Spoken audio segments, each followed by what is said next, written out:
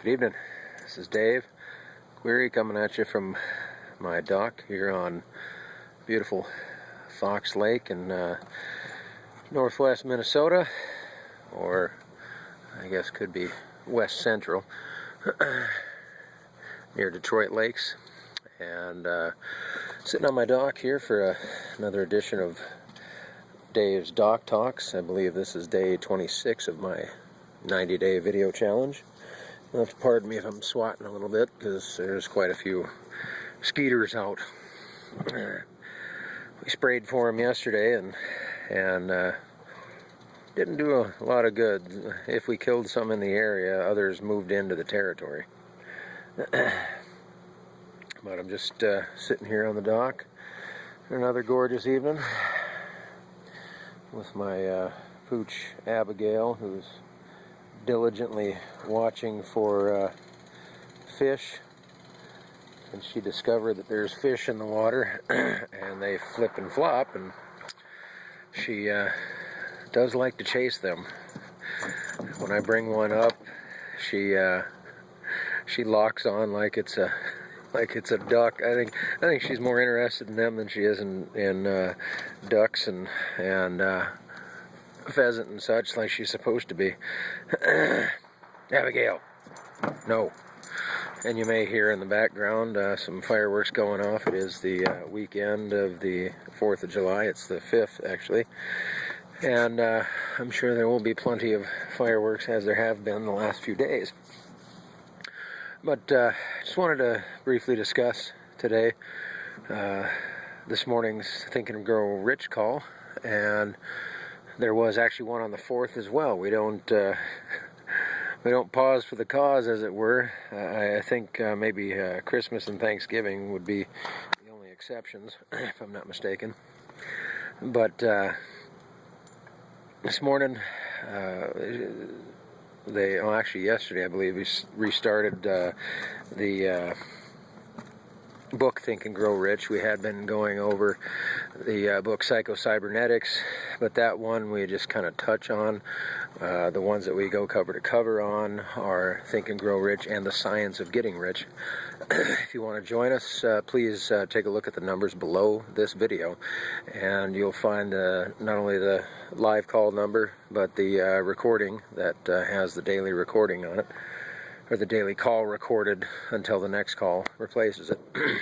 Anyway, Paul Hutchings, the host, started to discuss a bit of a story that he had of a friend he's known for several years, a guy who's in his 40s, and who 7-8 years ago had decided to go back to school, to college.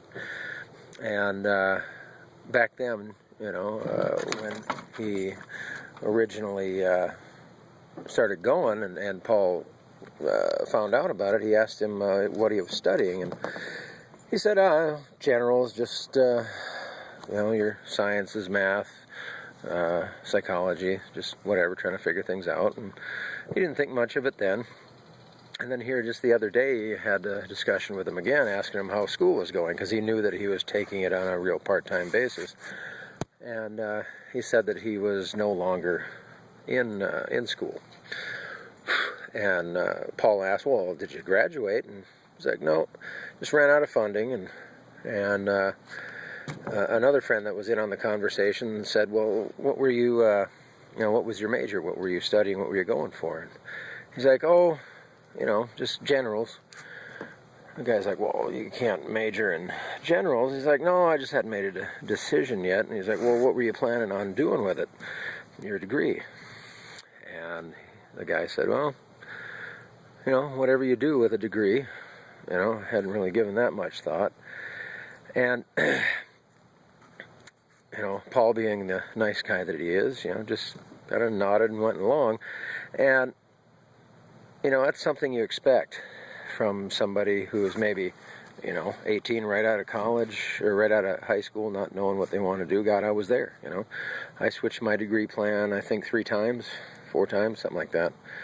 I did end up getting a degree in hotel restaurant management after I had already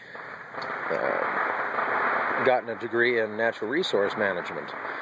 And, long story short, I just switched and went with hotel restaurant management, but, that degree never really did me much. And my problem then, as it has been for a lot of my life, is that I didn't have a focus. And that is what Paul mentioned, is after having read Think and Grow Rich, when he wasn't a practitioner of the Think and Grow Rich philosophy back when he first talked to this guy about his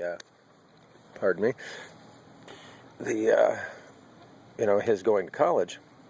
But it struck him, as it has me, or anybody that's been in on the Think and Grow Rich call and understands the philosophy, that you need a focus. You need what's called a major definite purpose, something that you write down. And, it can change. Life changes, but as a general rule, you write it down, you read it in the morning, you read it at night, you keep yourself focused. It keeps your mind, in the right direction. It keeps your boat with its oars in the water and a rudder going somewhere.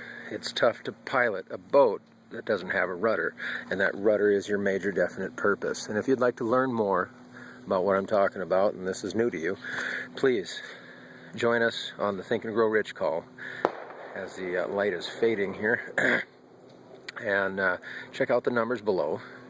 And you may find that this old trucker has said something that interests you. And I have a link below where, if you would care to, you can click on it, put in your email, and check out what I'm doing in my online home business that is allowing me to live in that house up there and sit on this dock and talk to you each night.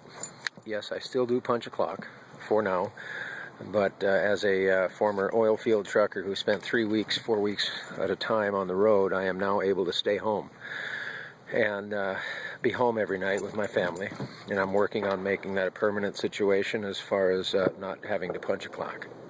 So with that, I will bid you a good evening and give you a parting shot, as I usually do, of Fox Lake here, my fishing pole, and my pooch, who is